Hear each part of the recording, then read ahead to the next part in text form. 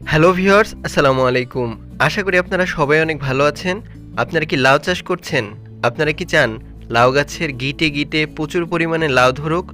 তাহলে বলবো আজকের ভিডিওটি আপনাকে অবশ্যই দেখতে হবে। আজকের ভিডিওতে এমন কিছু উপাদান দিয়ে খুবই গুরুত্বপূর্ণ সার তৈরি করে দেখাবো এবং ৩টি গোপন কাজ দেখাবো যে কাজগুলো আপনি কখনোই দেখেননি। আর এই ৩টি গোপন কাজ যদি নিয়মিত করেন তাহলে আপনাদের লাউ গাছে প্রচুর পরিমাণে লাউ হবে গিটে গিটে।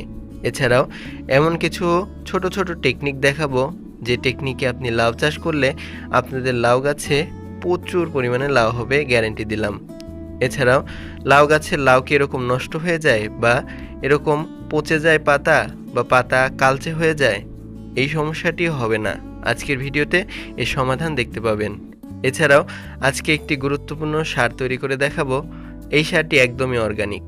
এটি একবার লাউ গাছে দিলে আপনাদের অন্য সার দিতেই হবে না। চলুন শুরু করা যাক।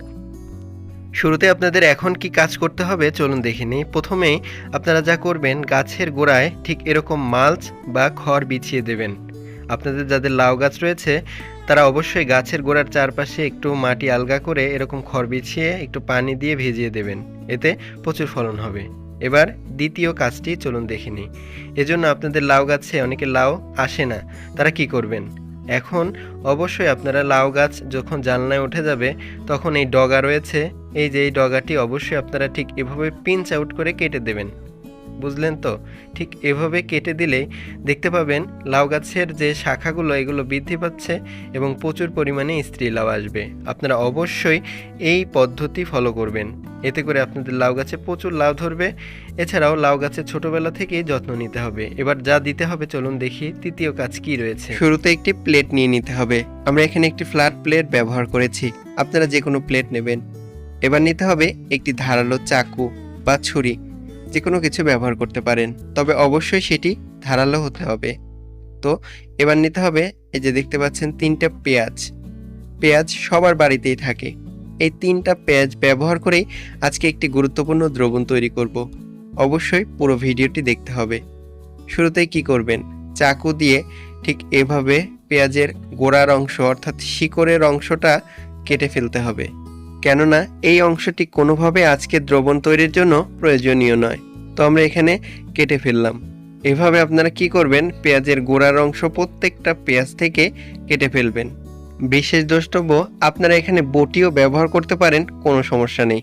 দেখতে পাচ্ছেন আমরা 3টা পেঁয়াজের গোড়ার অংশ কেটে নিয়েছি। এবার প্রত্যেকটি পেঁয়াজে ঠিক এরকম মাঝ বরাবর ধরে মাঝখানে একবার কেটে নিতে হবে। দেখতে পাচ্ছেন ঠিক এরকম।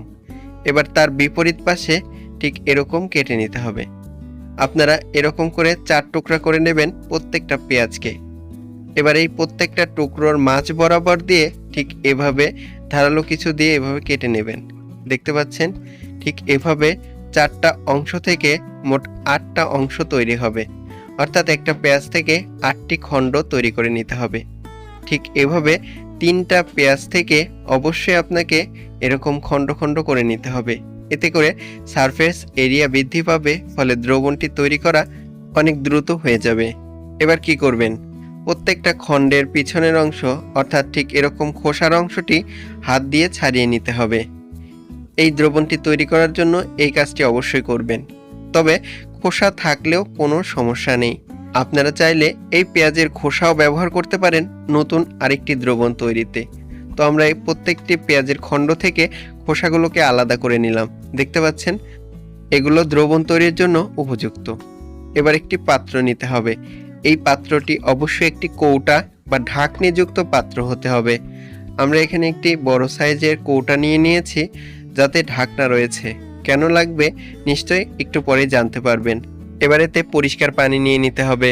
আপনারা হাফ লিটার পরিমাণ যে কোনো ট্যাপ বা টিউবওয়েলের পরিষ্কার পানি এই পাত্রে ঢেলে নেবেন। ভিউয়ার্স দেখতে পাচ্ছেন আমরা হাফ লিটার পানি নিয়েছি। এবার এতে পেঁয়াজের যে কাটা অংশটি অর্থাৎ খণ্ড করা পেঁয়াজের টুকরাগুলোকে এর মধ্যে দিয়ে দিতে হবে। আপনারা প্রত্যেকটা খণ্ড ঠিক এর মধ্যে এভাবে দিয়ে দিবেন। এবার একটি চামচ দিয়ে প্রত্যেকটা পেঁয়াজের টুকরাগুলোকে ঠিক এভাবে পানির মধ্যে ভিজিয়ে দিতে হবে। এবার এতে যুক্ত করতে হবে, এই যে দেখতে পাচ্ছেন এটি হলো চা পাতা। আমরা এখানে একটি টি ব্যাগ ব্যবহার করেছি, আপনারা চা পাতা ব্যবহার করতে পারেন 1 চামচ পরিমাণ। টি ব্যাগ নিলে অবশ্যই সেটাকে একটি চাকু দিয়ে বা কাঁচি দিয়ে ঠিক এভাবে কেটে নিতে হবে। আমরা এখানে যেহেতু টি ব্যাগ ব্যবহার করেছি একটি, তাই এভাবে কেটে ভিতর থেকে যে চা পাতা রয়েছে সেগুলোকে এই পাত্রের মধ্যে নিয়ে নিচ্ছি, অর্থাৎ পানির মধ্যে ঠিক এভাবে ছেড়ে দিতে হবে। আপনারা নর্মাল চা পাতিও ব্যবহার করতে পারেন। এবার খুব ভালোভাবে এটাকে কিছুক্ষণ চামচ দিয়ে নাড়াচাড়া করে নিতে হবে, যাতে করে চা পাতাগুলো খুব ভালোভাবে পানির মধ্যে ভিজে যায়। এবার যা করবেন, এই কৌটার মুখটা অর্থাৎ যে মুখ রয়েছে সেটা নিয়ে খুব ভালোভাবে এর মুখের উপর লাগিয়ে দিন। ঠিক এভাবে শক্ত করে এঁটে লাগিয়ে রাখবেন। ভিউয়ার্স দেখতে পাচ্ছেন, ঠিক এভাবে আপনারা একদিন রেখে দিন। একদিন পর এই মুখটা অবশ্যই আপনাদেরকে খুলে নিতে হবে। দেখবেন কালারটা অর্থাৎ দ্রবণের কালারটা অনেকটা পরিবর্তন হয়েছে এবং এর ভিতরের যে পেঁয়াজের যে গন্ধটা বা পেঁয়াজের যে উৎসেচক যে উপাদান থাকে সেগুলো কিন্তু অনেকটাই পানির মধ্যে চলে এসেছে, অর্থাৎ এই দ্রবণটা একটি পারফেক্ট দ্রবণ তৈরি হয়ে যাবে। এবার কি করবেন, একটি ছাঁকনি দিয়ে এই দ্রবণটাকে ছেঁকে নিতে হবে। যেহেতু এই দ্রবণটি আমরা গাছে স্প্রে করব বা দ্রবণটি তৈরির জন্য এই পদ্ধতিটা আপনারা অবশ্যই ব্যবহার করবেন। যে কোনো ছাঁকনি ব্যবহার করতে পারেন এই দ্রবণটি ছাঁকার জন্য। তো আমরা এখানে ছেঁকে নিলাম পুরো দ্রবণটি। তো এটিকে কিন্তু সরাসরি গাছে দেওয়া যাবে না, এজন্য কি মিশাবেন, এই যে দেখতে পাচ্ছেন এটি হলো ইনো। এটি আপনারা যে কোনো মেডিসিনাল দোকানে পেয়ে যাবেন।